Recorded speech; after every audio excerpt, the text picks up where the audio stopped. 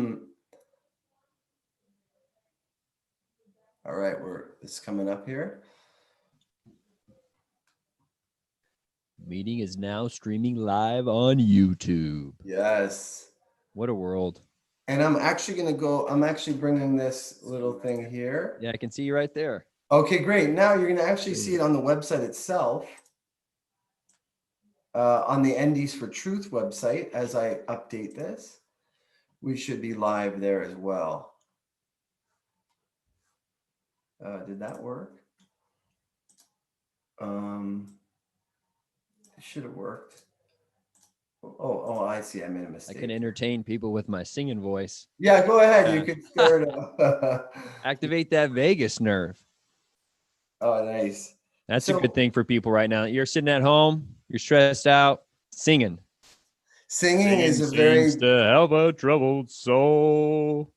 I love it. Thanks, Doc. All right, so let's get rocking and rolling here. I'm good to go. I want to just give a little brief intro, and then it'll be our discussion can commence. All right. So welcome, everybody. I'm Dr. Moshe Daniel Block, naturopathic doctor. I'm here with Dr. Michael Moeller, bad boy naturopath. I just came up with that right now. It kind of fits. It's kind of a good, kind of fits you. I like it. I like it. We're here to discuss, to air out, to open up discussion and address certain issues in our profession, issues that we're seeing on the planet with the pandemic, issues we're seeing in politics. We're here to address a broad spectrum of things as it flows, as it goes. Dr. Moeller is going to bring us a little bit of information around some of his issues that he's had, for instance, being deplatformed by YouTube, even before Alex Jones, which you just told me, which is I think is saying something. Fame.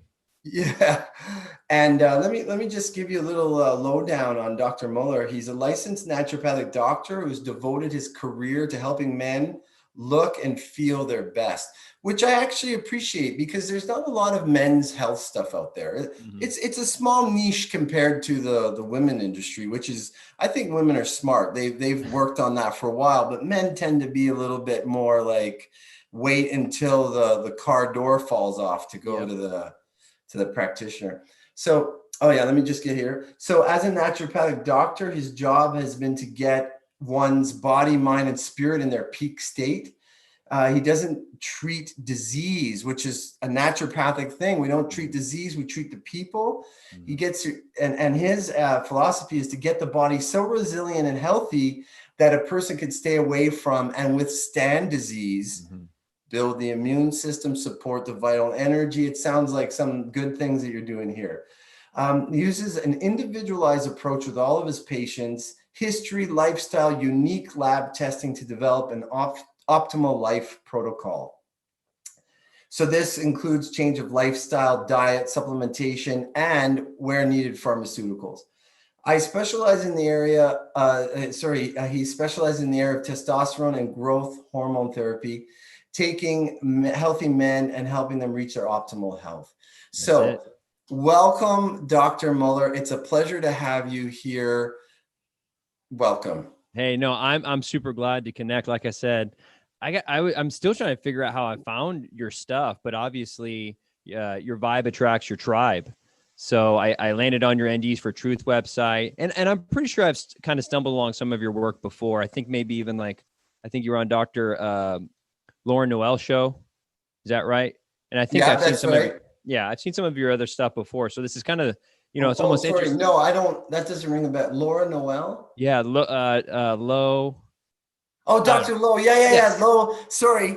Thank you. That was I forgot. She's probably awesome. Been a while, like 2017 or 2018, maybe. Yeah, that's right. You're out there getting at it, So I was actually a little bit surprised that it's even taken this long for us to bump into each other. But obviously, I share a lot of the same views and insights. I've listened to some of your other YouTube videos. So when I stumbled across the website, I said, hey, I reached out, said, hey, throw my name up on that list. And I'd love to have a conversation with you because I see a lot of the same things that you're seeing right now. And it actually surprises me that more people in our profession and people in general aren't just saying, hey, I see this. Do you see this? And whether or not it's right or wrong, just at least starting the conversation. And that's That's why I right. appreciate kind of what you've got rolling here. So I'm more than happy to be here and to engage in dialogue and hopefully have a enlightening conversation that we can help kind of guide where the culture and where everything's kind of going right now. Yeah, well, thank you. Well said. I like that. I like the idea of, you know, a lot of people are afraid to express themselves these days. Yeah. They're afraid of their own people and the culture canceling them, censoring them, and being kind of mobbed by people. I've experienced that on a number of occasions. It's not pleasant. No. It's intimidating. And one such as myself, I was on certain forums, naturopathic groups, and I was pretty shocked to see how strong the mentality of cancel culture, identity politics, intersectionality, Mm-hmm. which is pretty strong.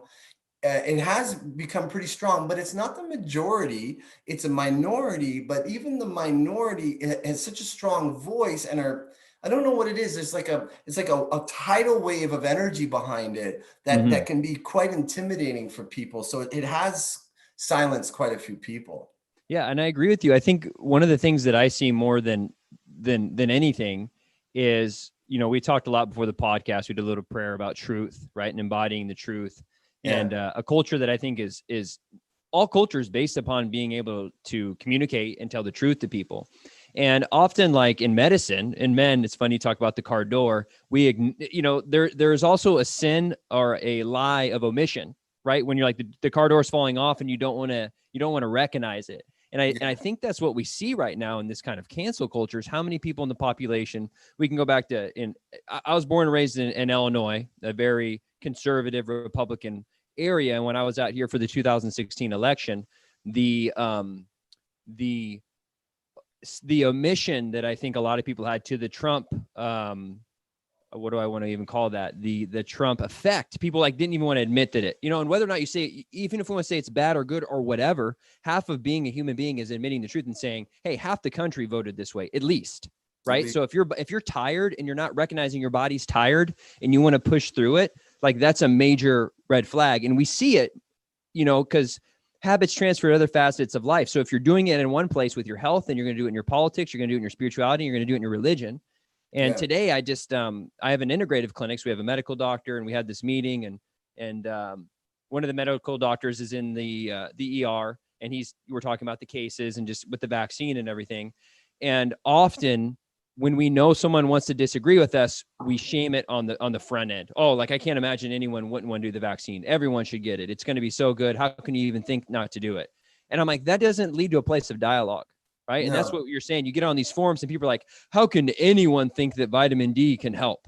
Like, that's just atrocious. I'm like, what? Like, it's what weird happened to, language, right? yeah, what happened is having ideas and then, hey, how about we discuss it and try and find the truth instead of you telling me what's wrong?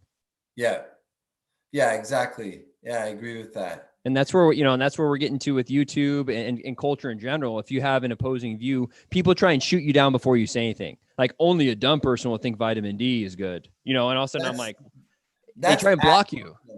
hominem. That's argumentum ad hominem, which is Yeah. attacking the person, not what they're saying. The information is not up for grabs. It's the person. You go after the Amen. person because really, I think personally, there's a great insecurity in those that are identifying with the mainstream culture, mainstream media, and mainstream quote unquote science because it's not backed by truth. It's unscientific.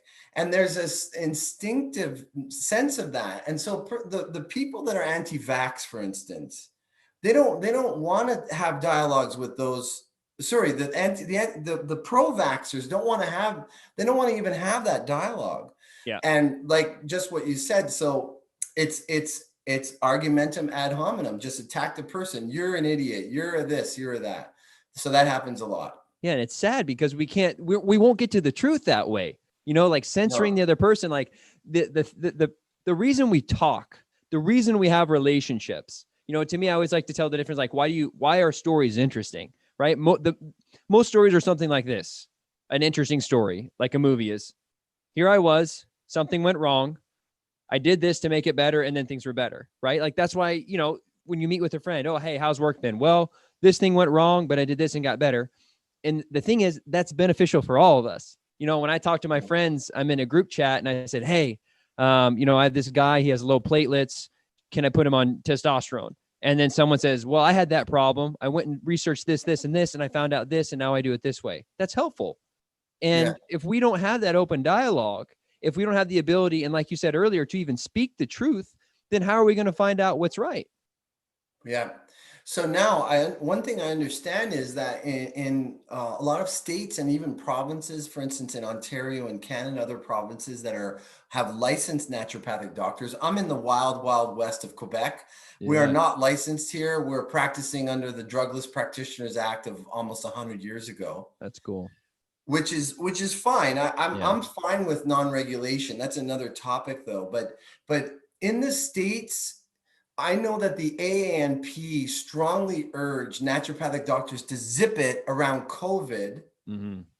But then it's almost like, it's like the Nuremberg trials that taught us that the individual has to have the right and the strength to speak up when they see something is wrong. So the leadership is being, I don't know what, influenced by fear, trying to protect themselves from any kind of negative relationship with the government. I don't know what it is, but we took oaths to serve humanity. Amen. Amen. And if you can say vitamin C helps, vitamin D helps, those are super simple treatments right there. Yeah. Why can't you say that? Yeah. Yeah. And I mean, it sucks because in the United States, and I'm in California, which is so happy. Right. And that's the thing. That's the problem. Right. But again, you got to be able to stand up for truth, because if you can't stand up for truth, then at the end of the day, you're going to have nothing. And, what's also funny, I find about naturopathic doctors, and I actually think, I don't know if it was, there's a Dr. Harry Adelson, Doceri Clinics. He's in Utah. He's done quite a bit of stem cells. He's got a pretty big name. If I remember right, one of the conferences I was at, he kind of had this spiel about like, we're the naturopathic doctors, right? We do what other people don't do. That's why we are employed, because they've went to every other doctor and not gotten results. Yeah. So what are we supposed to do and it's funny because in California, I went to Bastyr, San Diego, which was the branch off of the Washington campus. And we went back and forth in philosophy a lot in school about filling that primary care role, right? Because in Washington, and you can look at the different schools, I'm not as familiar with the Canadian schools, but for most people who've went through school in the United States and graduated, each school kind of has its flavor. Like Washington, they're the PCP. They're kind of the green allopath NDs. Like they do PCP, and they're very much as close to his MD as possible, And then to me, Phoenix, they do a lot more regenerative medicine. Portland does a little more nature cure. San Diego and Bastyr, where I'm from, is kind of in between. But we had this constant battle of people who wanted to take that primary care spot and do what the AMA wants to do versus sticking to our guns, our nature cure, and as you read my bio, a little bit of everything. I want to be able to give herbs. I want to be able to talk about diet and lifestyle. If I need to do pharmaceuticals, I can go there. We should be able to have all tools. That's what a true healer will do. A true healer will help the person find what they need and won't be constrained. And that's why I became a naturopathic doctor. If I wanted to do that, I'd have went to DO or MD school. And so it's like, we're kind of losing our way here a little bit. And we've seen that, one of the things I said on the website was talking about the Flexner report and how that got rid of all medicine and only left the MD in the driving seat. And it's funny because a lot of the people that are doing the censoring are very, what I would say, left leaning, who are for the minority. We're the minority in this case. Then, so it's like, who are we? Point.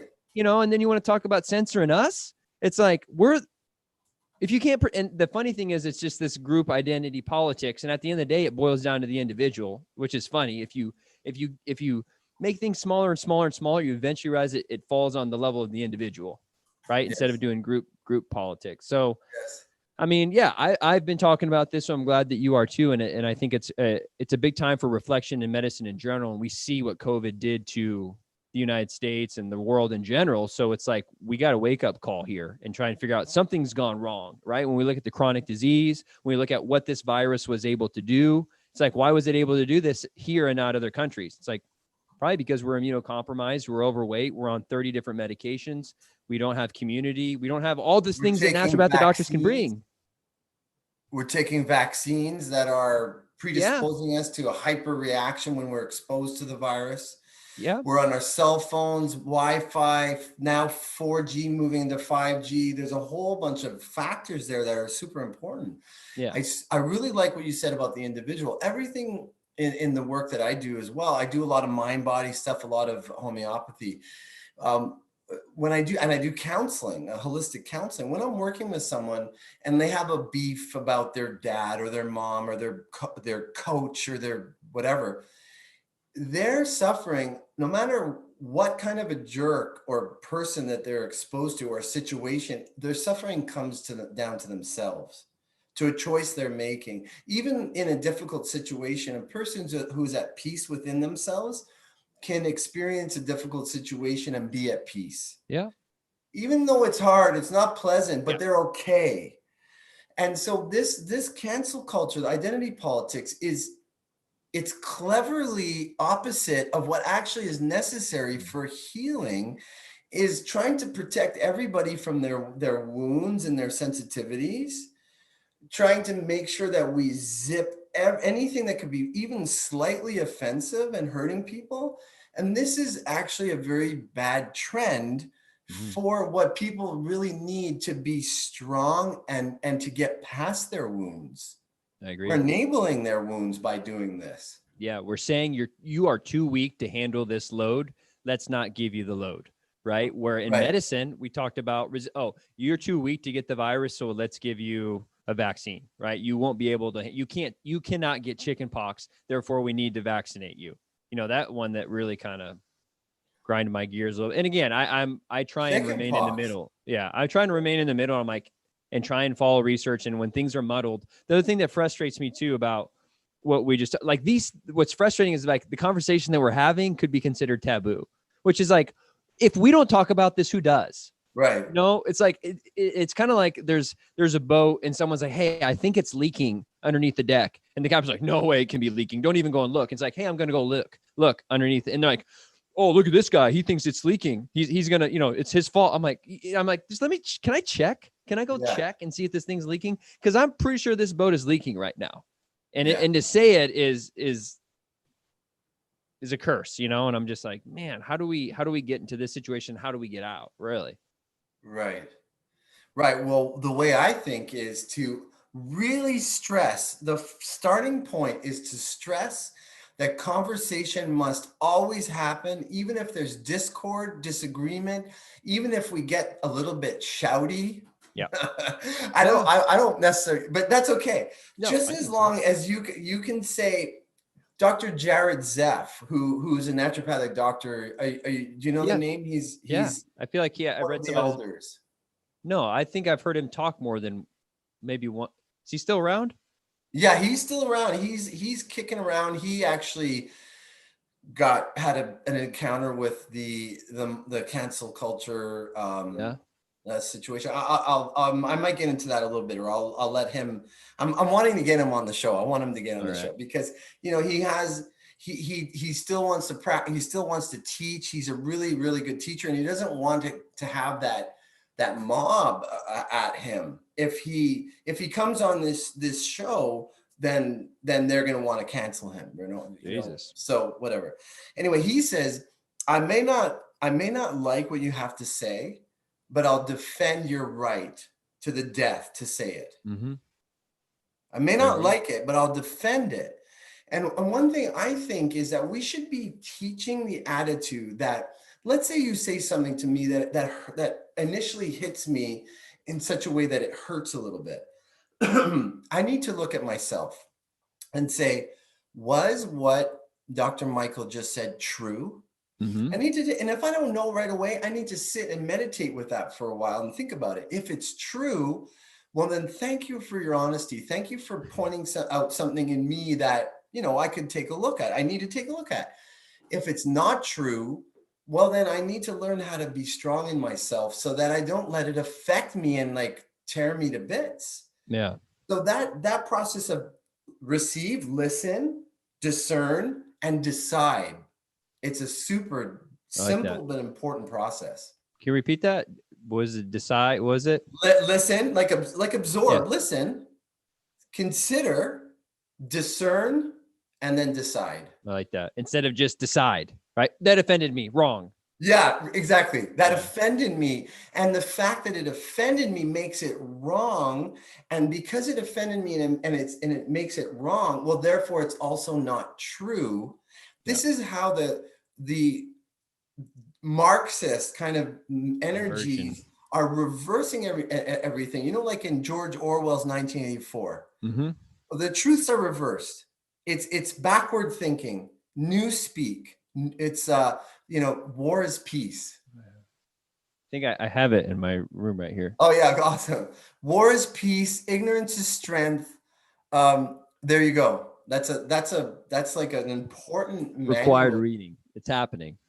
So truth is offensive, or truth hurts, therefore it's wrong. So truth is wrong. This Yeah. kind of a thing. Well, and I think, I think part of the problem too is how much of our society, how much of it's been, man, I mean, we could get back in the Enlightenment and late 18th or 19th century, Nietzsche, God is dead, kind of how the infrastructure of our culture is just blown out, kind of its spiritual component when you want to Yeah. get into this, like you said. And to me, it got replaced by Marxism, which bled into communism. We saw how that worked, or overall just collectivism, right? Like you can say that you got rid of God. Once you take away God, you take away humility, right? The idea to me of God or spirit is like there is something beyond you that is greater.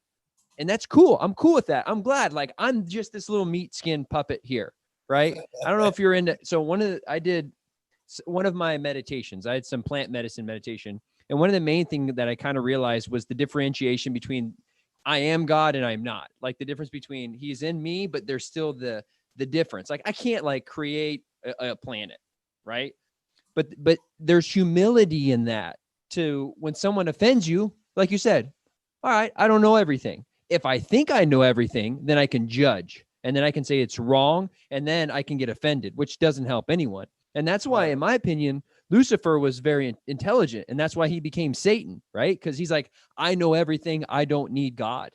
And that's what you can see that representation everywhere. I don't need to follow rules. This whole subjective moralism and, oh, what's right for you is wrong for them and good for them. It's like, we have to come together as a culture and get some of these things patched up before. Yeah. And this is why with the cancel culture, it's going to eat itself alive. And you see that kind of with the LGBTQ community and how it expands. And feminism, it's kind of going after its own itself, right? It used to be women, then it was women of color, and then bi women, trans women of color, and like now they're fragmenting. And what they're doing is actually cool because, like you said, eventually they'll fragment to the level of the individual. I'm hoping. I think that's where that will end. I'm hoping, because that's where we're on the same page. Then I'm all for helping individuals. I'm not for preferencing any group over any individual.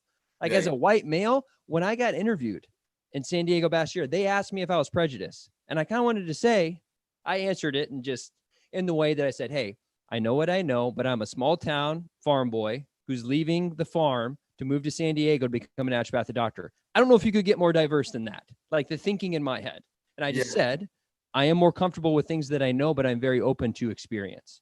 Yes. Right. And so again, where are we going with this? So, yes. Well, all the division and it's like, it's in a way, science can do the same thing. There's a danger in science of splitting atoms. And also in conventional medicine is splitting, like going into more and more fine, tiny specialties. So there's not just kidney specialists, there's nephrologists, that's funny. Yeah. you can get into the minutia. So as we get into more and more minute details, we actually get further and further from the simple truth, which is that we all are united. We're all the same. Now, I understand that there are issues, and you and I were talking about this. There are issues in America of racism. Yeah. I'll be first to get on a soapbox and say, Yeah, There are things that we need to discuss. There are problems here. But the way that we're going about it is alienating white people, for instance, unless they get down on a knee and renounce their Yeah. whiteness, which Yeah. is, I Doesn't think, help anything. ridiculous. And it's reverse racism. It's not healing racism. It's taking the power to the minority. So now the minority could have that power over as a kind of a retaliatory gesture. Mhm. So the problem with that is that a lot of the people that are recipients of that retaliation in reversal of power themselves have not partaken in the balm of power that comes with white privilege or white supremacy. There's sure you have the privilege of not having racism against you when you're born in the culture and you're white, but that doesn't mean that you are personally responsible for perpetrating and promoting racist and unequal ideologies. Yeah. So it's not just. And it also is taking the power without healing the wound. It's Mm. taking the power. The wound Yep. is still there and all that anger is there. All the rage from the inequality, from the days of systemic racism Mm-hmm. that are still very there. Yeah. And it's taking that rage and now I have power. Well, that's not a good combination for the love of God and for Nope. health and for a healthy response. Yeah. And I mean, I think along those lines, how do we focus that energy for good? Right. A famous quote is you don't fix the sins by fighting the sins, you make them obsolete. Right. So Yeah, like let's promote what we love and don't bash on what we hate. And I mean, I don't get me wrong, you still have to call things out wrong when you see them, but we're not really moving forward and talking about what ideas are going to help promote a more healthy life. And it's funny, that's one of the funniest things about us and what's going on with COVID, just talking, let's talk about boosting the immune system. Let's talk about, so the isolation that's happening right now. Let's talk about that. Let's, yeah, blue zones. One of the things we know for sure from the human body is how much socialization it promotes health. And okay, let's just deal with the fact that right now we're on the lockdowns. How do we increase socialization? I don't really see that besides your Zoom links and stuff, but we yeah, don't focus on things that can help. Instead, it's like anyone. People, I have a broken leg, so they just want to sit and look at their broken leg instead of figuring out a way to get crutches and work, right? And I think that's kind of a human universal. Unfortunately, we're creatures of momentum. And so when you can sit and complain, it's easier, but it hurts more in the long run. And it becomes, you realize that it's easier, but not easier, right? It may be easier now, but then 10 years from now, you're paying for it. yeah, And we as a culture really aren't focusing on, and even our conversation, we got working on like, okay, what do we do here? How do we make things better? Again, I agree. We got to figure out what's going wrong, but then as naturopathic doctors, we can start patching up some holes, but we can't patch up the holes if we can't even talk about it. right. Yeah, and we can't patch the holes if we do talk about it and then we're demonized for talking about it. As soon as you have, like, this is like in the Marxist energy, and you saw this in Maoist China, you saw this in Stalinist Russia. People couldn't speak out anymore. Mm-hmm. The same thing happened with Nazi Germany. You couldn't speak out anymore. People were telling on each other.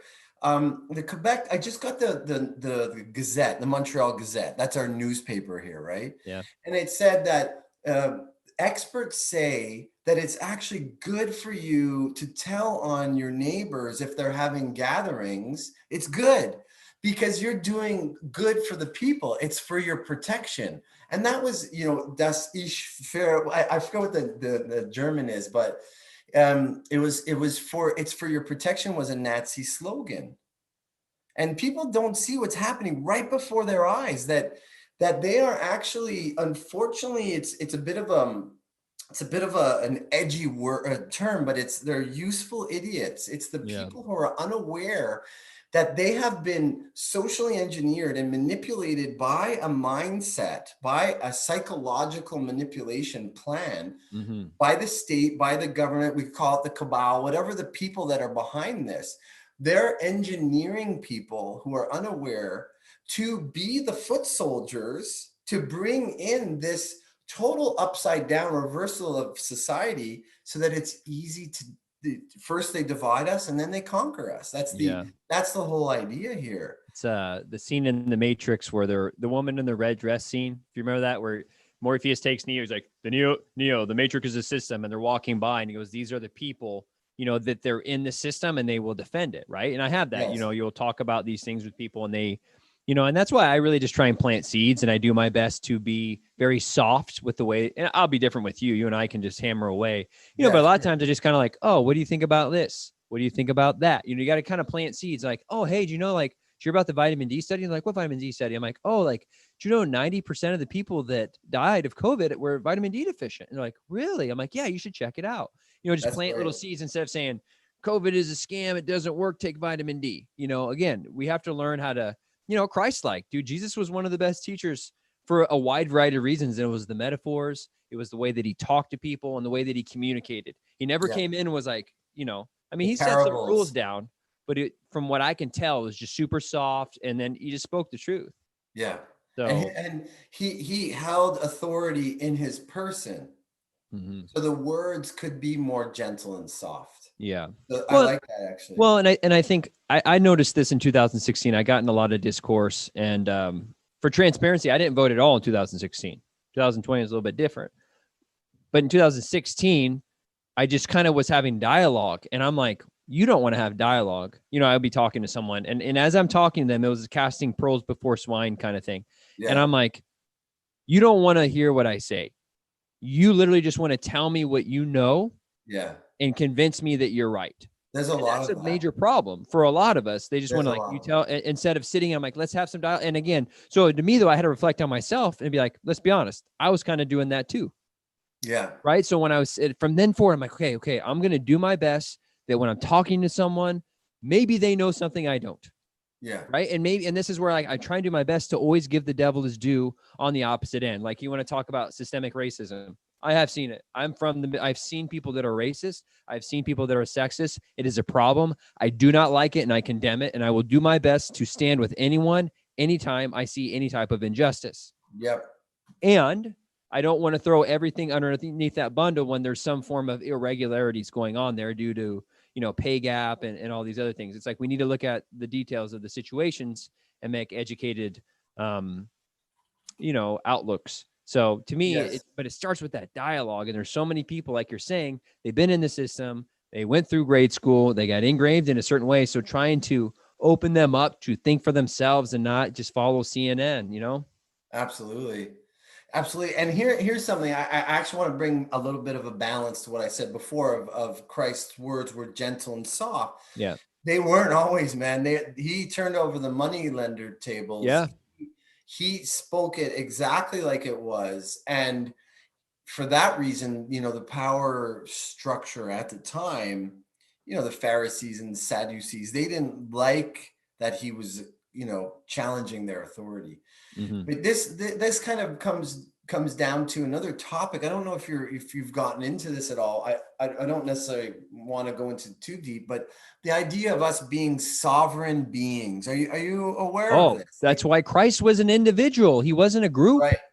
I 100% think that. I think the sovereignty of the individual is the center stone for at least, the Western society from what we, again, you can get into the Enlightenment. I don't really buy into the Enlightenment. I think as much as most.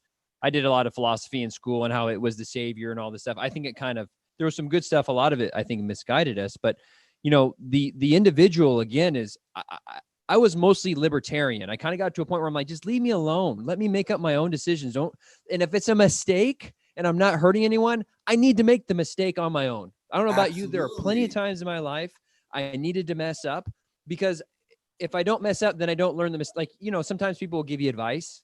And but there's a difference between advice and messing up. When you mess up, you learn it. Oh yeah. It's like we go through a lot of that stuff when we're teenagers, like the parents are like, don't drink alcohol. You're like, right. Yeah. And then you're like, blah. You learn your lesson. Lord, I'll never drink again. Yeah. And you learn your lesson, but you don't, and this is one funny, not to get too biblical, but that's why I actually like the story of doubting Thomas, really. Because, everyone just kind of, and I'm also a man of faith. but he was the one that got to touch the wound. He's like, I don't believe it. Like, it just, I seen myself in that. How many times in life where it was with medicine or psychedelics or whatever, I'm like, I want to try that experience for myself. Yeah. And when you can find that, I think you're really confining the artists in people, right? Like, you want to talk about how is our society really structured is so that every individual can thrive, right? That's the opposite of communism. Communism says, I know what's best for you. You're good at this. You're going to be a doctor. Yeah. But I don't want to be a doctor. I want to be a painter. And if you, Yeah. yeah, I might be good at being a doctor, but then that individual gets bitter and resentful, and then they give it to everyone else, and the whole society becomes that way. And Yeah. I'm with you. We're very much in danger of having that happen. But the hard part of that is that we all have to take responsibility, and it's tough. That's why Christ buried the cross, man. It's like, it's not an easy journey. It's But not so an easy journey. And it's like when you look deeply into spirituality, in particular, like the mystical teachings of Jesus, and there's other universal paths that resemble it, you see this twofold or two different seeming opposing messages. So Christ said only a child can get to be in the kingdom of heaven, or to be childlike. mm-hmm, But then he also said you must give up your childish ways. mm-hmm, And then that way, we have to be innocent before God, but in that way, we also have to be very responsible, like to grow, like grow the heck up. yeah, It's time to grow up, humanity. Don't give away your power to yeah, the authorities. This is the lesson, I think, of COVID, is that we've given our power to authority. And how's that working out for us? Not too good. no, When we grow, it is painful, and it's hard, but that path that you brought up, and this sovereign path, it is so rewarding. the hero's And journey. you get to actually hear the voice inside you, which is the true voice that serves you for your betterment and serves the truth and all of that. And we must get to that place. Yeah, and that's the shaman, right? Is the quote of the medicine man who got sick and healed himself, and then brought it back to the culture, right? And we don't have that as much anymore. But it's funny because people all still idolize, whether or not they're people in power. We were talking about Bill Gates and all that, but Elon Musk. There are still attributes in them that I like and I don't like. But there's still, like, when you look at Elon Musk, like, dang, that guy did this, he did this and this Yeah. and this and this, and you're just like, if he can do that, what can we all do? Right. And I think we've been so brainwashed into being afraid to chase our dreams. And don't get me wrong, it's still hard. Like, I'm in a lot of debt. I went through that whole system of medical school. I'm kind of opening up into other avenues. And at the same time, it's like, I wouldn't have any other way. And so many people have sold their soul. And I think what's interesting about what you said is it's, crabs in a bucket mentality. Oh, well, I'm shutting my business down, so that person better shut theirs down too. Oh, they're staying open. Well, they are just, defiant and jerks or whatever, They're for like selfish. trying to kill people by keeping their business open. Yeah. They're selfish. Exactly. So I think there's a great opportunity here for humanity um, to change. Mhm. Even in the racial justice stuff, even there's opportunity for growth. Yeah. When there were certain things that went down, I'm also learned a lot from people and heard their voices and grew from it. But then the things that I was saying, which was challenging them to expand a little bit on their ideologies, then that was shot down. That was demonized. That was canceled. There was no space for that. And I do think that there is a momentum there of energies that, it's like, if you haven't had power, or you feel you haven't had power, Mhm. and then you see a path to power, you want that power, right? Yeah. You grab onto it. But the thing is, one of the trends of this energy that I see is that people don't stand toe to toe. They like, just let's have a conversation. No, it's call all your friends and get the gang in and high five each other for trouncing this person for having a different opinion. Yeah. That's dangerous, because that's the mob mentality. That's not, let's exchange ideas and, argue, disagree. then that's the mob mentality. And that has danger to it.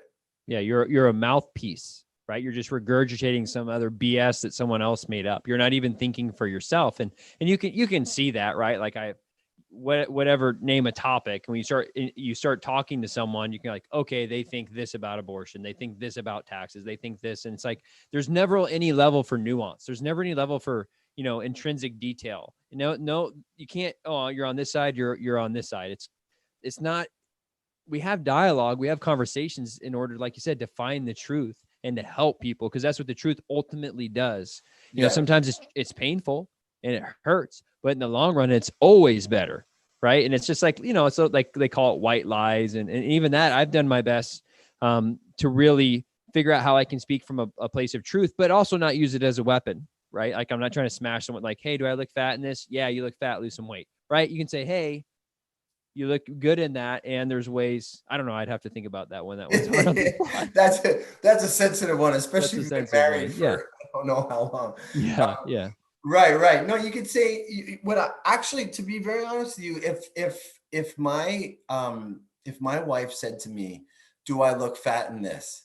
And I thought, I mean, well, she's very thin, but let's say she was a little, just knowing our relationship, I like the idea of being able to express exactly how you feel, but you don't have to hit somebody over the hammer, hit someone over the head with a hammer, right? So it'd be like, I've seen you look slimmer in other things, like. Yeah.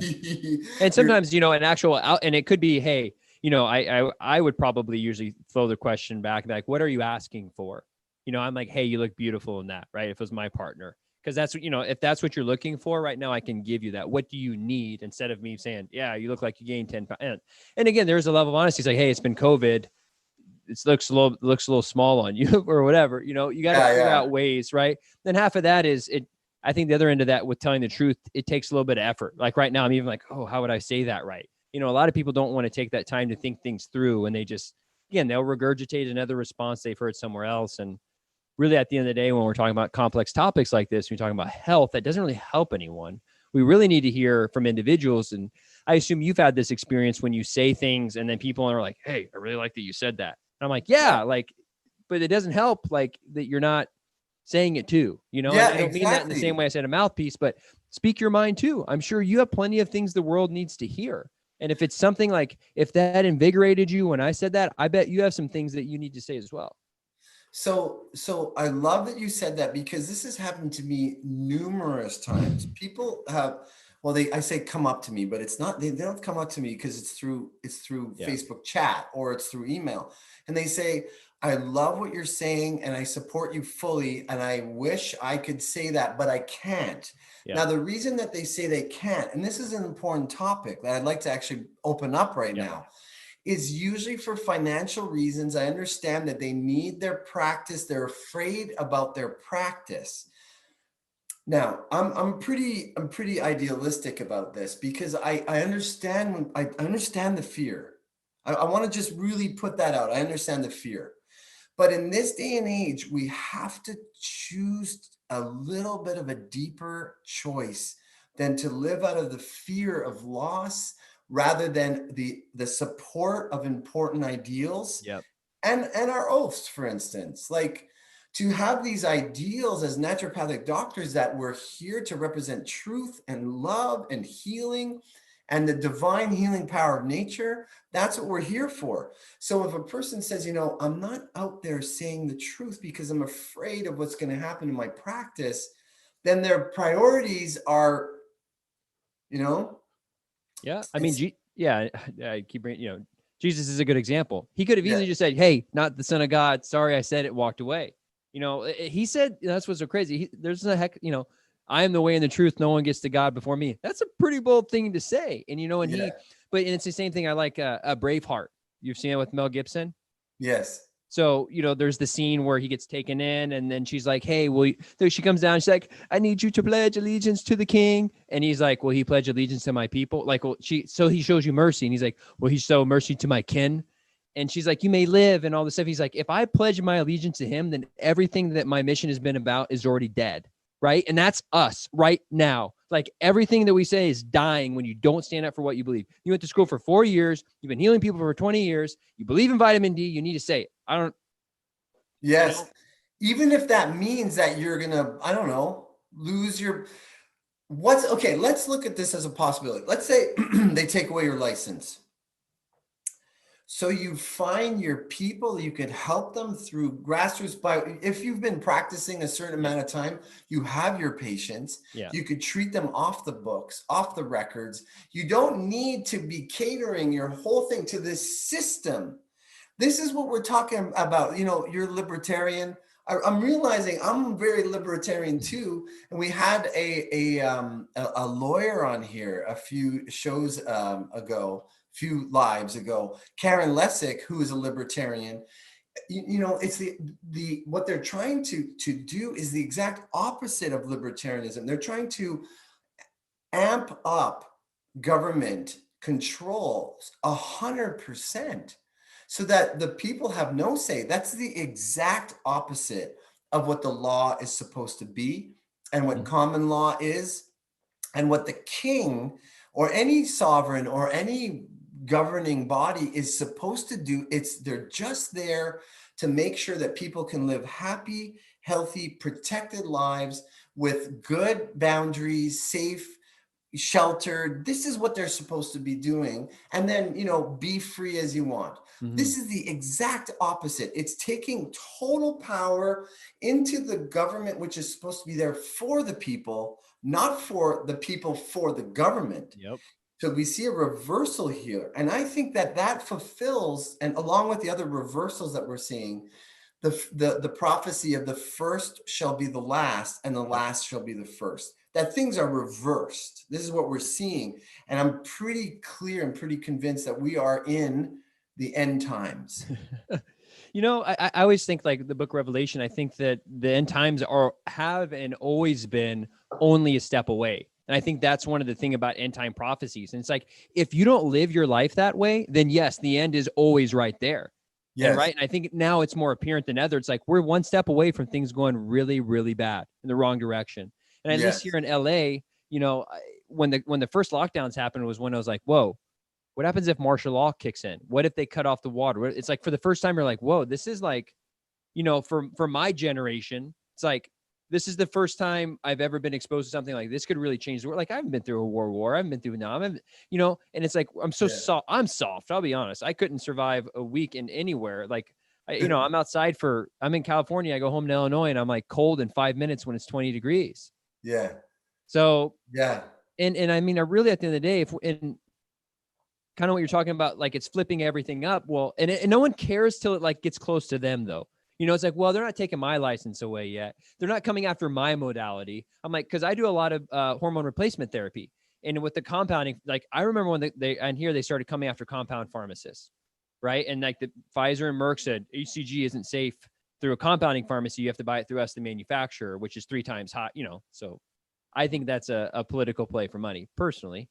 I get their point that it may be, again, give the devil his due. Maybe there's a safer. Is it worth 3 to 5x the amount of money? I don't know. Is it $10 billion industry? So there might be some money in there. Maybe.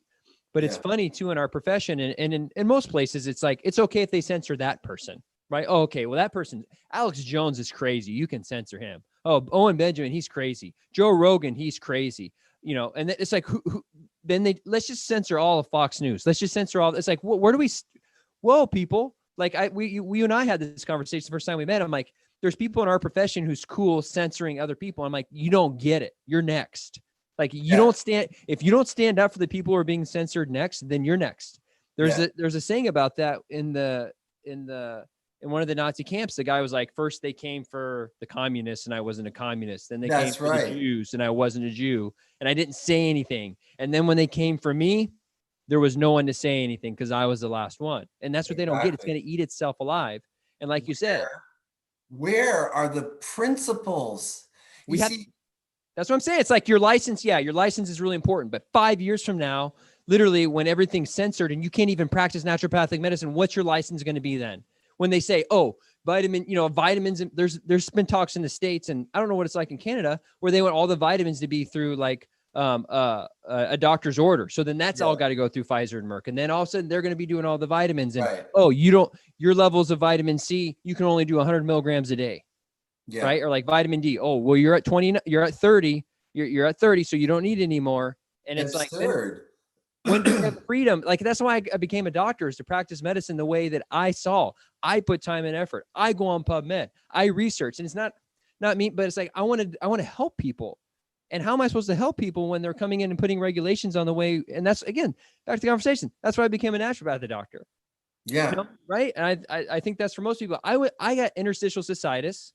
And for you that don't know, I had pus coming out of my sex organs. It wasn't fun, right? They had to stick a tube up my sex organ and look around. And then I was just on meds and different people. And no one could give me an answer. And I found naturopathic medicine. And that's the story for not only me, but all these people out there. And we're doing them a disservice when we aren't.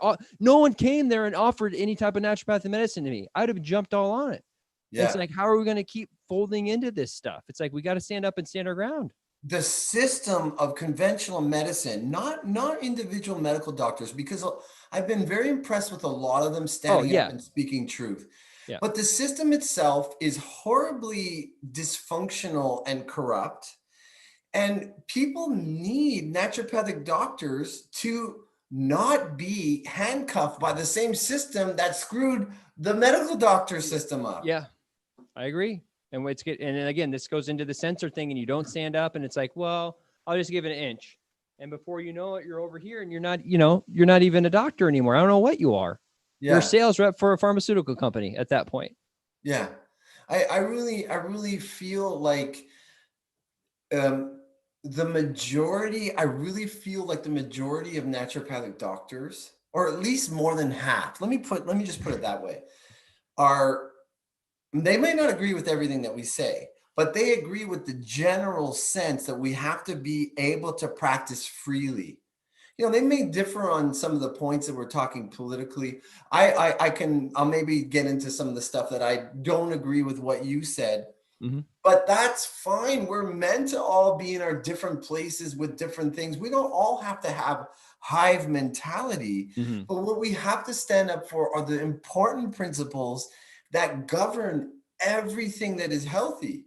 To be yourself, speak your truth, freedom of speech, uphold the constitution of your country where you're living, and feel that you have a sovereign right to choose your healthcare, your religion, your freedom of speech. All these things were not created in vain. They are important, and we must uphold them.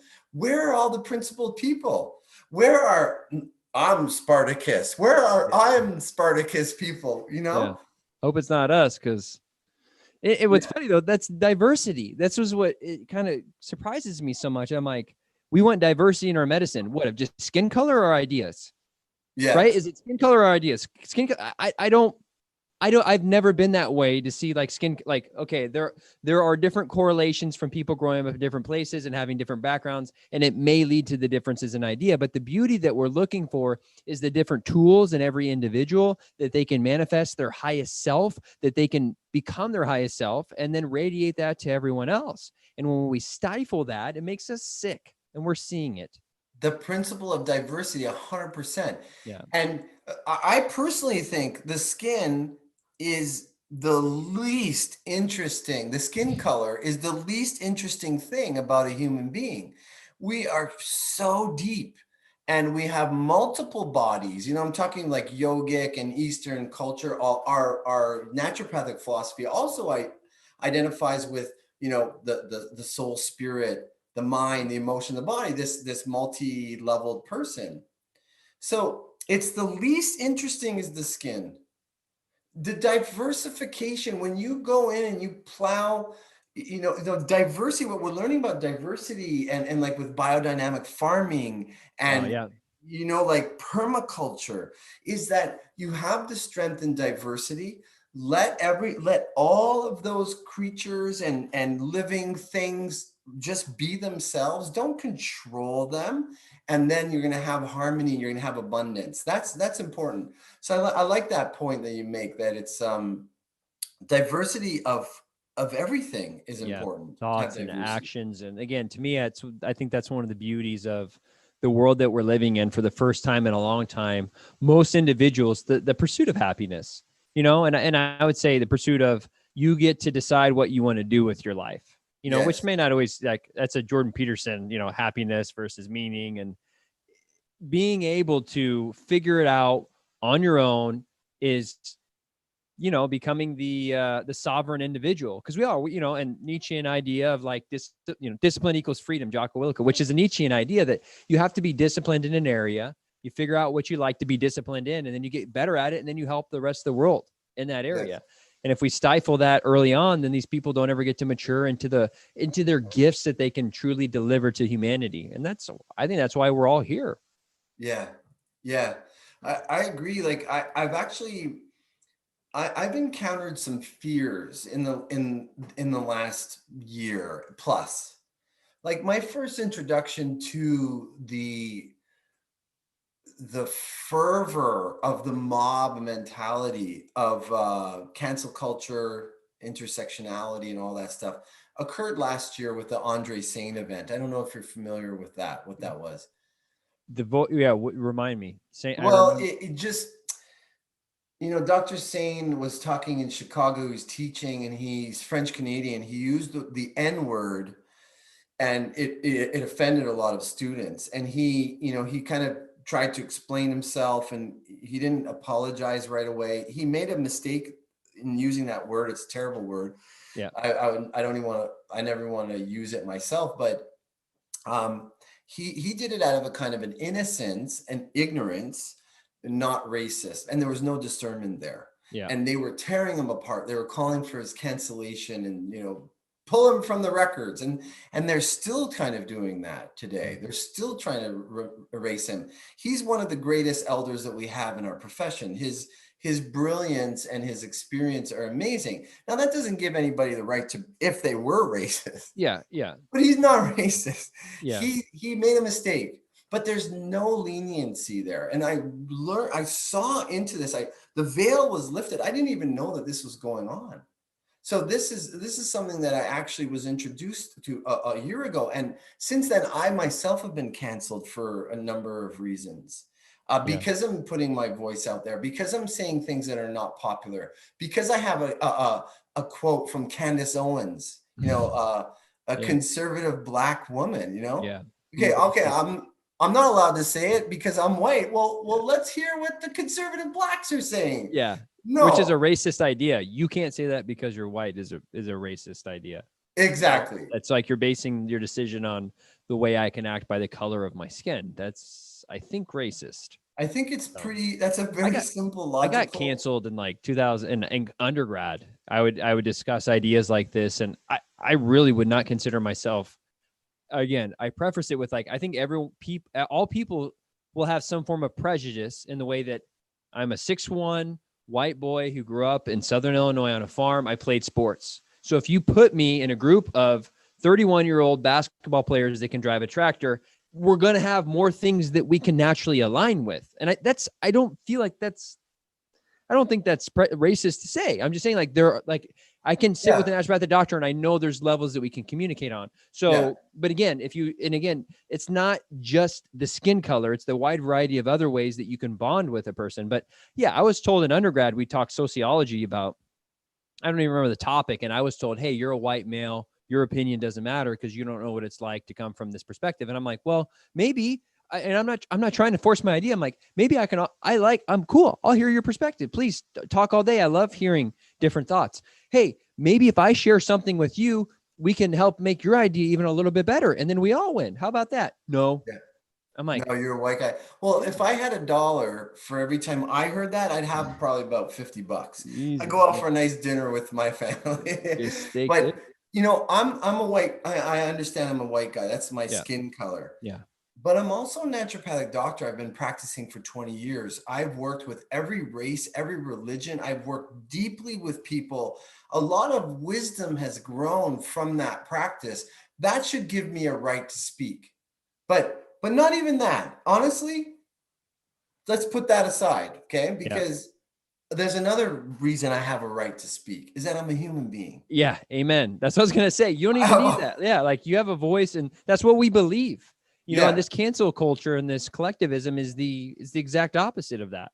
it's the exact opposite. And I pray, that's something that we could do. What do? We can pray. Yeah, Because if a person's mind is very closed, you can't crank it open. yeah, You can't even lead that horse to water, never mind make it drink. So you can just pray that it wanders in that direction and it will drink.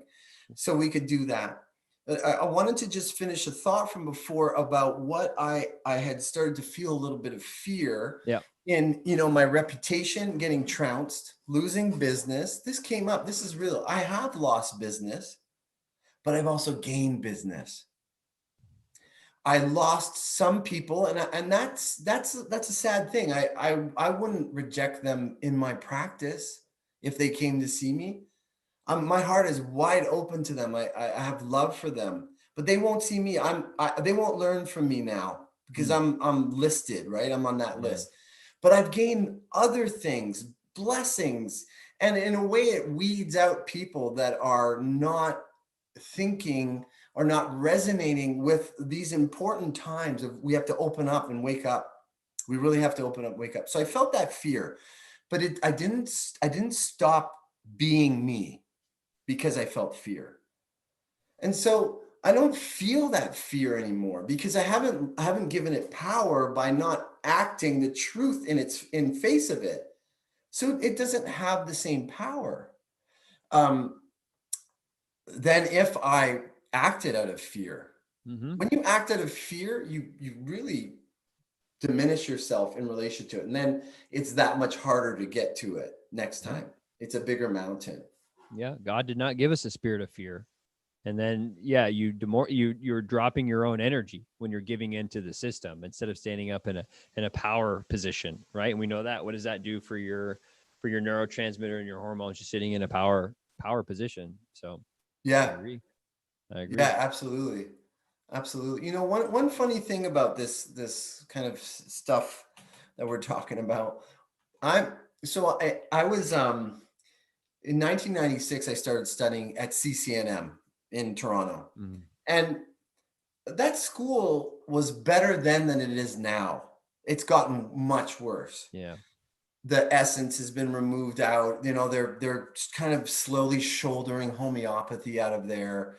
They're just going for evidence based. The president of the college has just announced that they're going to start training naturopathic doctors to reduce vaccine hesitancy with their patients Yeah.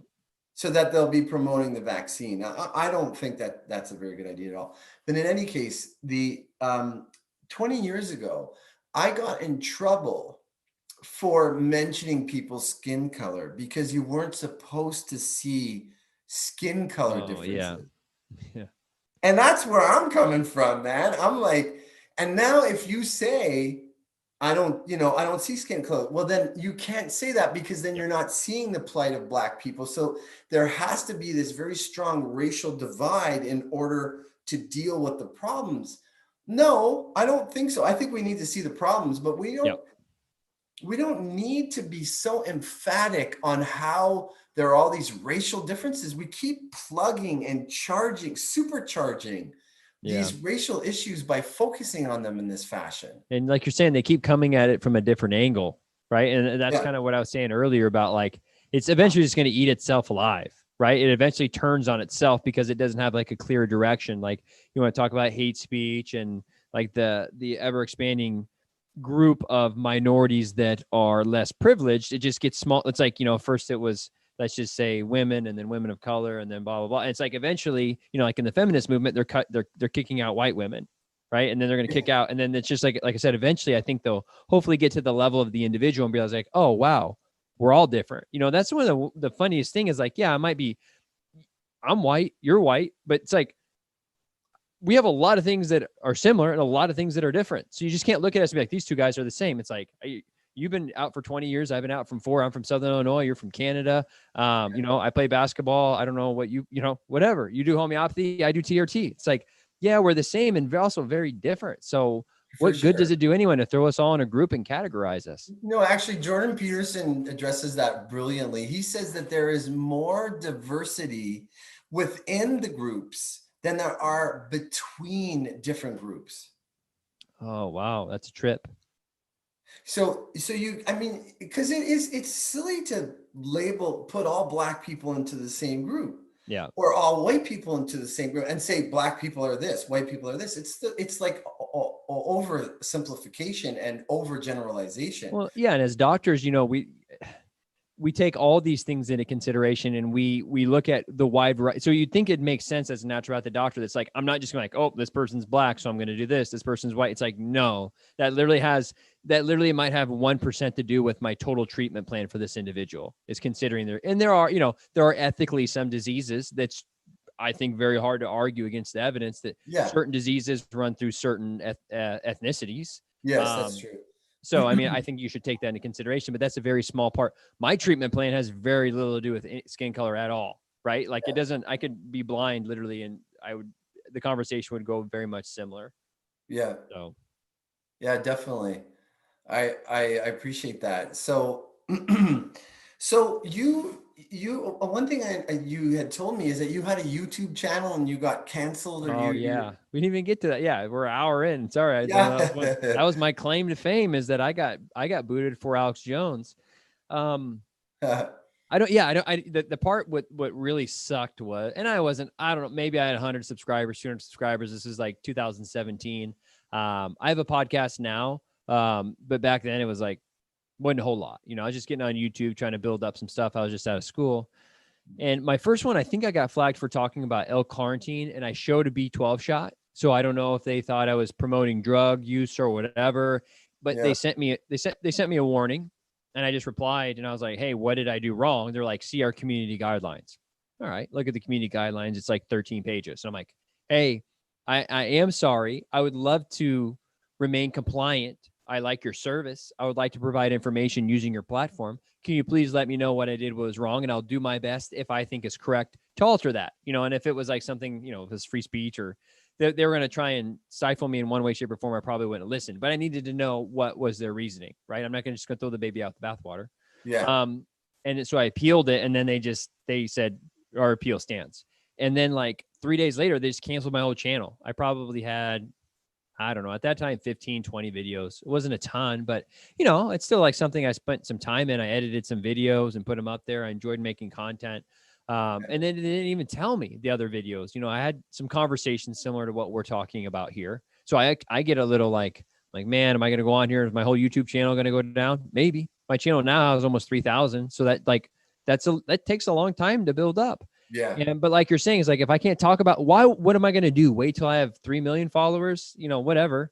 Then you're certainly not going to say anything. Exactly. And it's like, I've got more skin in the game. Yeah. So I don't even know. That's one of the problems with going on with the censoring. And if they don't at least tell you why, how are you ever supposed to learn, if you're saying, hey, I'm doing something wrong, right? And that's the point of dialogue, right? When you want to talk about cancel culture, it's like, stifling things don't help. Let's be honest. If I told you, shut up, eventually you're going to go and have a conversation on YouTube with someone that will listen. Right. Yeah. And that's one of the main things. I'm like, censoring, it doesn't work. I get it. Like sometimes you don't want to promote like Nazism and doxing and like the bad things. I don't promote that at all. And there's definitely a difference though between giving like endorsing it and putting it in YouTube ads and then also kind of letting it be there. I don't know. I don't think as a society, we haven't figured out that spot, right? Okay. Yeah. Hates like, N-word, bad. Okay. There's a line there, but we also haven't looked at where's the line over here to saying that censoring causes more problems, right? Like you want to talk about the KKK, you want to talk about actual racist people, calling them racist doesn't make it go away. Look at this racist bigot. Bad, it's like, it's not gonna be like, I'm racist, I didn't realize it, I'm not gonna be racist anymore. That doesn't work that way. No. Literally there's that, Joe Rogan had a black guy that talked about how he went and became friends with white KK people. I've seen videos of that gentleman. And he just talked about how dialogue, and that's funny. It's like he did it like through dialogue. It's like that's the greatest tool to defeat. It's funny because it's like, do you honestly want to open their hearts to God and to like they were it's beautiful work that gentleman is doing. Yeah. And what's funny is what I'm getting at is like, do they really want what's good? Right? Like when I'm sitting in the conversation with you, it's like, I need to listen to you. You need to listen to me. And we have a meaningful conversation. But if I'm just here to tell you how to do things and you're here to tell me how to do things, it's like, what's the point? Right. And then you get to the point where I'm just trying to prove my point. It's like, I just want to be right instead of finding the truth. And that's what these conversations get to. It's like, I'm going to tell you off. I'm going to tell you how you're wrong. You're going to listen to me. You're going to change your ways. Yeah. Instead of like, oh, you know what? Maybe I need to change my ways a little bit. Maybe I need to learn some things. And we're not coming to the conversations like that. And when you cancel the other person and censor them, it's like you don't even get to that point. Right. Instead of promoting like these principles that we're talking about, let's say at the school level, because a lot of this indoctrination that's happening is at the university level, it's on the campus. Mm-hmm. The people that are behind this, and I say the people, like, I don't think that this is happening by some chance thing, that this has been carefully crafted and Mm-hmm. it's all converging. It's all coming to a head now with the COVID crisis, and then they're trying to kill the economy, and then the Great Reset to Yeah. like bring everybody under one global banking system for the, again, that one new world order. The I mean, this ultimate is, form of collectivism. yeah, that's right. Exactly. Marxist collectivism, loss of freedom. I've been calling this for a year since COVID started. I've been saying this is what's going to happen next, and everything has been happening. This is what we're dealing with today. And we have to be able to see the bigger picture and also work at simple steps for change. So vitamin D helps, let's say it. Prayer, that works. Let's have the conversation. But we also have to be aware, because we work with the whole person. So we talked about working, treating the individual, working with people as individual. That's a principle of naturopathic medicine. But now we have to see the whole person, the whole picture. And if you pull back the veil, the energy that has manipulated people and really incited hatred and all these racial tensions and greater division between the left and the right than we've ever seen, this has all been socially engineered to completely have us at each other, dividing us. And so we're not looking at who's behind the veil. Yep. I agree. I had that conversation with my dad when I was home. We were talking about like the stimulus package here in the United States. And I'm like, this is just a way for us to be all bitter and resentful at each other and then not at them. You know, it's kind of like it's like all the Republicans of America are going after the Democrats in the Senate. And then all of the Democrats of the country are going after the Republicans and Trump. It's like they're not. And so like they're not fighting. To me, what's behind all of it, you know, which there are, Right. in my opinion, there are powers behind it. It has been orchestrated. It's been a plan for a while. And yeah, they just divide and conquer. And Well, people if you don't see look it. at things should be getting better. Any system should improve with time. When people are smart, they look at problems, they say, that's a problem, let's fix it. You know, Yeah. that water pipe is too tight, there's too much pressure, let's loosen the pressure. See, any system. So if systems are getting worse, it's because they're getting worse by design. There's a design behind there to make them worse. And the people behind the worsening of conventional medicine, the worsening and killing of the spirit of naturopathic medicine, are the same people that are orchestrating these different socially engineered pieces of different parts of the puzzle in a big chess match, which is also orchestrated with COVID, taking away people's freedom to choose for themselves. Now it's all kind of coming together. It's The kind of same, obvious. it's very obvious. And even if we keep repeating ourselves, the fact that we are agreeing as naturopathic doctors, it strengthens the voice. It's an Mm-hmm. important thing that we're doing today. It's an important thing we're doing. And I've had a few naturopaths, as we talked about before, come and tell me, you know, I was feeling very weak and very afraid to say anything on these social media platforms. But after seeing what you're doing and the great naturopaths that you're having on, I went and I said something to somebody and I felt great. Yeah. Yeah. I mean, that's from a naturopathic perspective, it's a suppression of a symptom. in a way, shape, or form. It's like I have more and more in my career seeing how much the psychological impacts the biological, which we know, but it Yes. becomes more and more obvious, especially through something like COVID. And we blow out at the weakest point. And we see that with the anxiety and the depression right now. It's because like, well, why are you depressed? It's because like you're holding all this stuff in, and then it's going to cause your biological systems to fail eventually. So unless you get out there and advocate for what you think and believe, I think it's the seed of, it's freedom of speech is the seed of the soul. It's like, what's the point of living if you don't have thoughts or ideas? Like, you might as well be a rock. Right. Yeah, absolutely. Absolutely. So I want to help naturopaths in the different parts where they feel silence to stand up together. Yeah. And to, maybe spend a couple of nights in jail. I don't know. Like I would hate for it to come to that, but I think there's a strength in the heart that starts to burn, like a power of the soul starts to come to the surface when you're doing the right thing at a deep level. Mm-hmm. And I I think that agree. this is what we need today. And Well, I we do see want that. to emphasize something. It's not us against them. The people that are like the people that I've had conflict with about it's about their ideas. It's not about them. So I'm challenging their ideas and their way of thinking, not them. They're not challenging my ideas. They're challenging me. So it's the opposite. I embrace them as people for having their thoughts and having, for being separate individuals from me. I would dance with them. I would break bread with them. And I've even invited them, all of them, any people. Like I'm a naturopathic doctor. We have a lot in common. It's a beautiful thing that we share. We share our humanity. We share Yeah. a lot of things.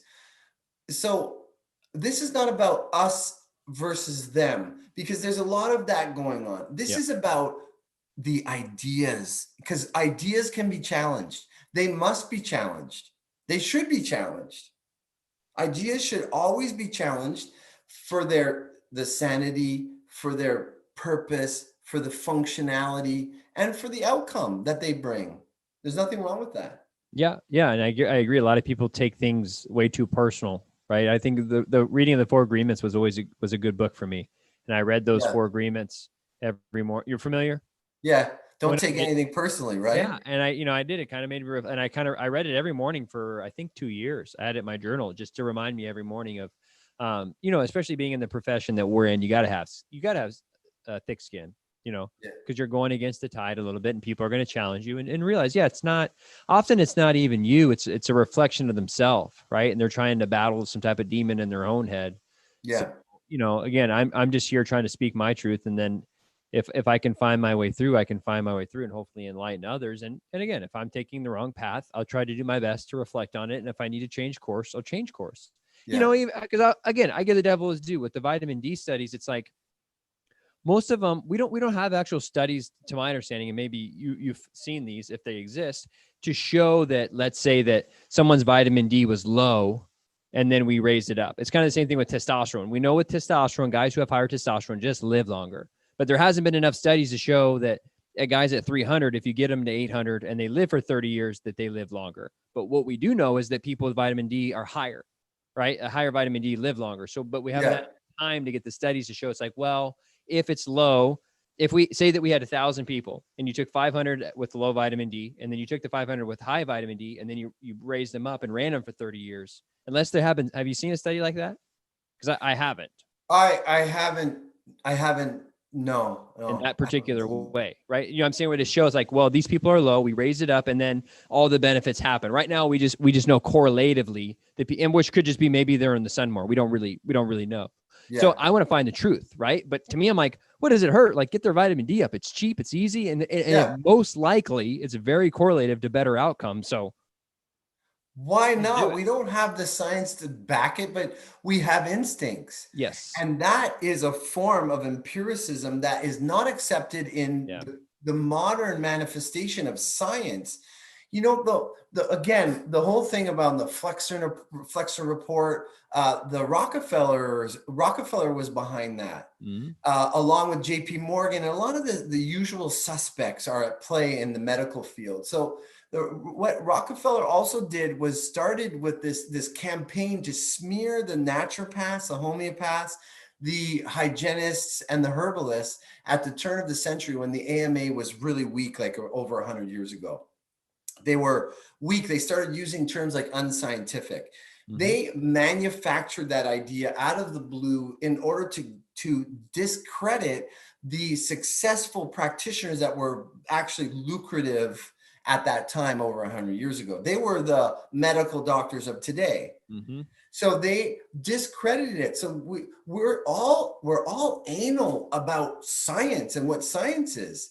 But science is the obligation to turn every rock over, consider everything as important for your conclusion, including intuition, including gut instincts. How much of your, at least me, I was very scientifically minded, and as I practice medicine more, it's almost more anecdotal. People like, well, this study come out and it showed, let's say a study comes out and shows IV nutrition does nothing. I would be like, man, I've seen it. Like homeopathy. It's like I don't practice homeopathy. Homeopathy is still one that freaks me out, and I don't understand it. No problem. And I've seen it do miraculous things where I'm like, I don't know. I saw it do what it did. You said it can't.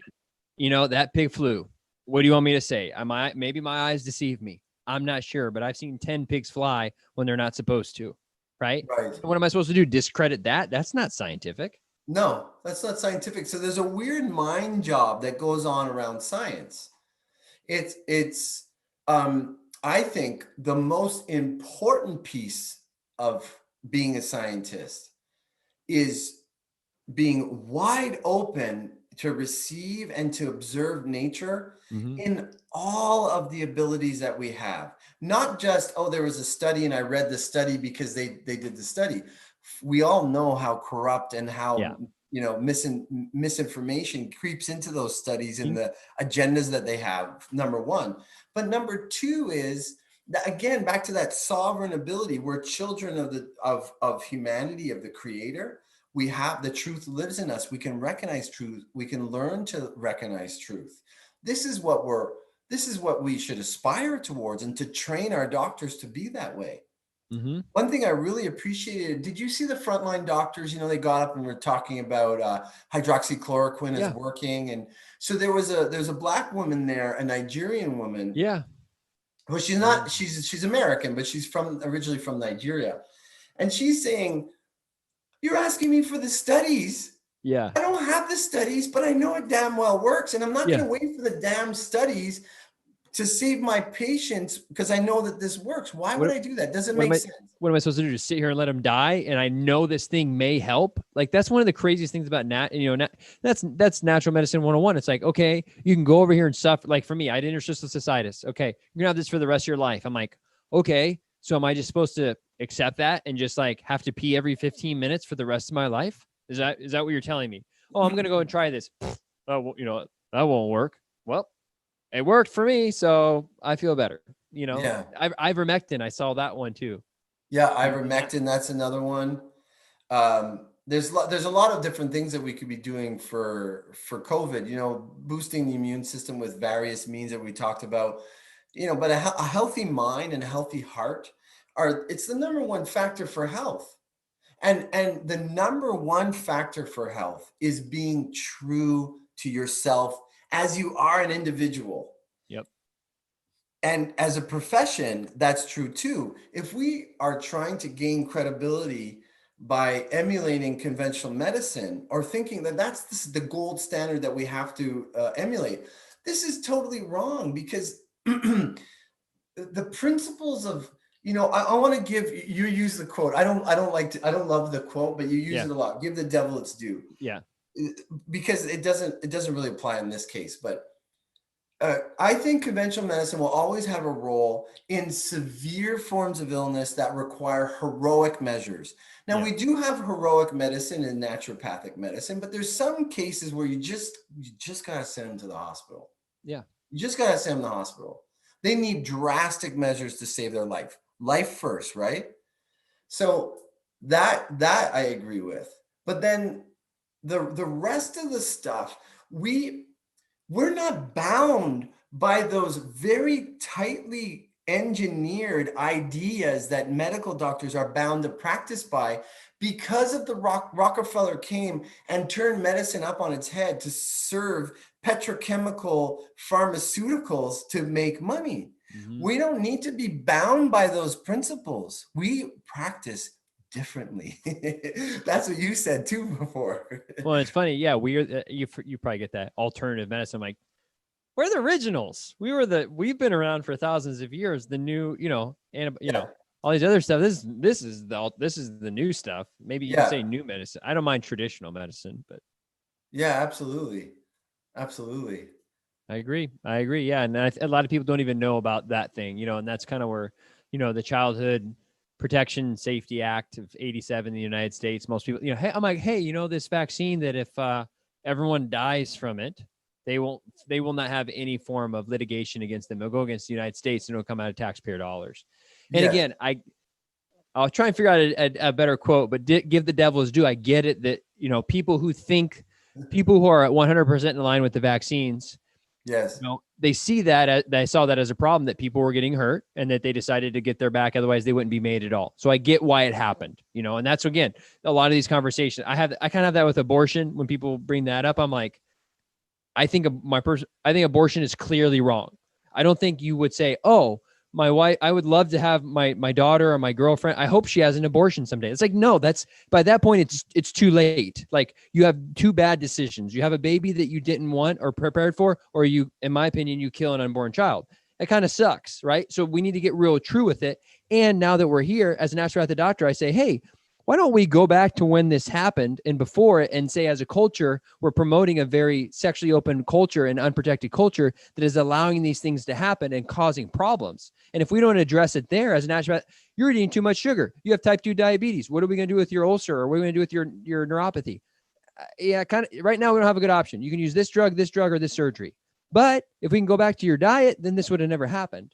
And we don't want to have those conversations, though, right? So we're arguing all on the peripheral about this, in my opinion, stupid stuff we really can't handle that well, instead of going back and fixing the problem. And I'm not saying there are times in abortion, or there are times with unwanted pregnancies where uncle rapes his knee. Like, okay, those are exceptions to the rule. Don't get me wrong. Yeah. But what I'm saying is, like, let's go back to the root of the problem as naturopathic doctor, with the censorship and all this, and get back to, where's the core issue coming that's unraveling itself 10 miles later. Yeah, absolutely. I do concur with you greatly about that. Yeah, for sure. I just, another thing we have to do is we have to heal the colleges. Oh yeah. The colleges are sick. I think they're obsolete. And here in the United States, I think our problem, right, is all the government funding, so I come out of high school and they're like, oh, you want 40 grand to go to this private school? Go right ahead, kid. And it's funny. I didn't, I switched it to a state school, but I could have racked up $150K there. I go to naturopathic medical school. That's another, depending on where you're at, $250,000, $350,000, depending on where you're at. But then I ask for a bit, so here I am at 20, what would I say? 26, $500,000 in debt. Hey, can I get $100,000 business loan? Not a chance, kid. So you'll give me $40K at 19 to go to a school and learn about insert useless degree here. Yeah. But you won't give me $100K to open up a medical practice to try and help people heal. Right. So that's wrong.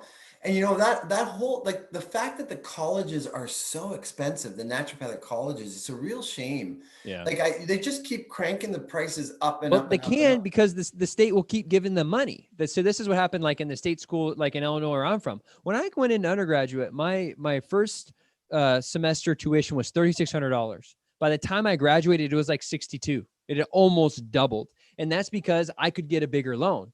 right? And so the schools can increase the fund, the schools can increase the cost, and then they go and build a new football stadium, they build a new cafeteria. They're not putting it to the teachers, they don't put it to the actual education, and then they bloat the administration, and then the education still sucks, and then all these kids come out with all this debt. It's a complete mess. And that debt keeps them in the system of, accruing tons of interest. Yeah. When you're in debt, it's very disempowering feeling. Yeah. And a lot of people are very, very disempowered. When I work with people through counseling, we do get to this release point where they realize they don't have to identify as having debt and actually embrace that feeling, because that's very disempowering, but just to detach from that. So that's important. But still, when naturopathic doctors are graduating, first of all, they're graduating not very well educated in our principles. They're getting a lot of conventional medical ideas, but they're not getting really good training by the elders, because they've basically gotten rid of all the elders, because the elders are teaching about the vitalism. Yeah. They're teaching about what really helps. And they're coming out not well educated with huge debt. And so they naturally gravitate to what will make the most money. Yep. I'm putting yeah, on that list. Yep. Yeah, absolutely. And so usually it's not the things that are the real naturopathic principles that make the most money. It's the things that make money is like having the big dispensary, maybe doing IV if you have IV, setting patients up in a row, like it's a business model. It's not a healing model. That's a problem too. Yeah, 100%. And I'll be first in line to say that was like, man, I'm 300 some K in debt. How do I I'm going to charge $300 an hour. Like, and that's for here. That's a very moderate rate, but it's like, man, I got to do 5 of those a day.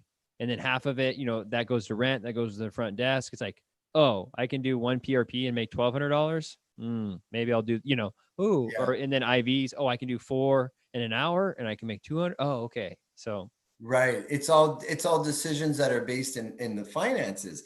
And that is orchestrated. It's the channels are created by the same people that are in power.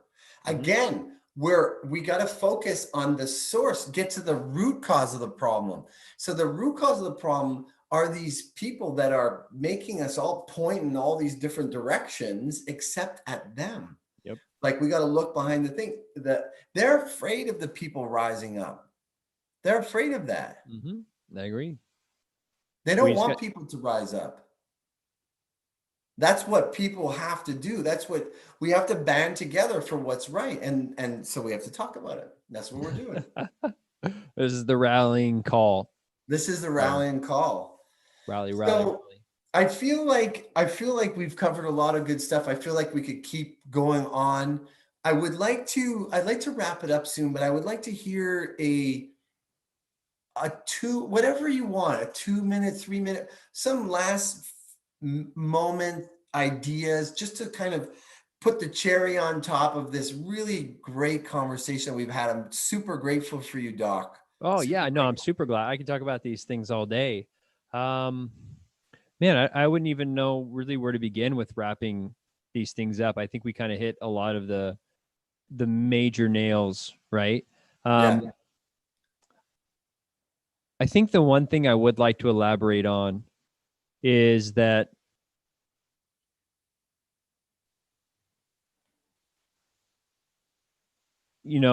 courage. Really, at the end of the day, you're talking about the message has been fear this whole year. You get on Instagram, you get on Facebook, and it can be very disheartening. And from, like I said earlier, God did not give us a spirit of fear. So when you're afraid to say something, that's the devil. And you say something and you'll probably mess it up, and maybe your life falls apart. Maybe.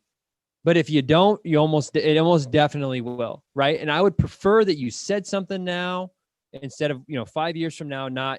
You better to say something than not say something at all. And that there's a quote about better to ask a question and look a fool for a moment than to not ask a question and be a fool in your whole life. So again, this is kind of back to that. Sometimes there's not an easy option and a hard option. Sometimes it's going to be 2 hard options and one has a better outcome. Yeah. And if we don't start bearing our cross, and if we don't start looking at this as a responsibility that we need to pick up, we could be in a lot of trouble. And I don't think people realize how close we are to that. And again, I'm not doing that as a way to spread fear. I'm doing it No. as a way that I can hope and invoke courage in people. It's like, it's time that I do what I know is right. Yes. And if we don't have anyone doing that, we're gonna have major problems. And we see that right now. Yes. So I would just ask everyone, there's something in your life right now that you could be doing that enlights that fire of courage. And I would just challenge people to do that. Absolutely. Mwah, beautiful, beautiful. Because I'd rather maybe get a little bit of trouble, maybe lose a little business, and be able to look my partner in the eye and feel Amen. good about myself, look my friends in the eye, feel I'm living my truth, Yeah. which I know is important, than to cower for external safety and lose total self-esteem and Yeah. self-respect. Yeah. Are you going to look back 20 years from now and be like, oh, those crazy NDs talking about this stuff? Or are you going to look back 20 years and be like, wow, I didn't say anything when we became the medical doctors? Yeah. Which way do you want to play this, folks? Yeah. Really? You could look at us too, and be like, look at these wacko dudes. I'm like, whatever, I don't care. I'm gonna sleep great tonight. I sleep great Yeah. I would say every night. Sometimes Good for you. too much caffeine, but And there's people all over the world. There are organizations of medical doctors, of psychiatrists, of lawyers, of police that are now gathering to stand up. So yeah, now naturopathic doctors need to join hands with these people, putting our voice out for the most fundamental important things that are happening right now. The I most agree. fundamental. 100%. That's where it begins. And I think too, one other thing would just be the message of gratitude that I think more than anything, COVID allowed me to wake up to the things that I took for granted, like going to a concert, going out and eating with food. I'm like, man, that was good. Being able to call up your friends, hey, let's go get food and sit down. And I'm like, oh, are they open? Is it takeout? What's the cases like in that area? Yeah. So, I hope we can really jump into 2021 with some gratitude and some courage. And I think that would do wonders, right? And we can put love right behind that. We do those through a spirit of love, and hope that we can help everyone out there. Really, that's what we come to do. We come to serve. Absolutely. I agree with you. Yeah. Thank you, Dr. Mueller. It's been great to chat with you. Yeah. It's my pleasure. We'll have to do it again. I'm sure we could ramble. I'm sure there's many more topics that you and I both would love to share. So If you think of a topic, it's a good topic. yeah. Jot it down in a journal, and then we'll do this again. Okay. Awesome. I appreciate it. And I appreciate all that you do. Glad to have my name up on the website. And I hope that some other NDs that are out there, and all medical professionals and people in general, feel empowered to speak from their place of truth. Yeah. Amen to that. Until next time. Till next time. Thanks, bro.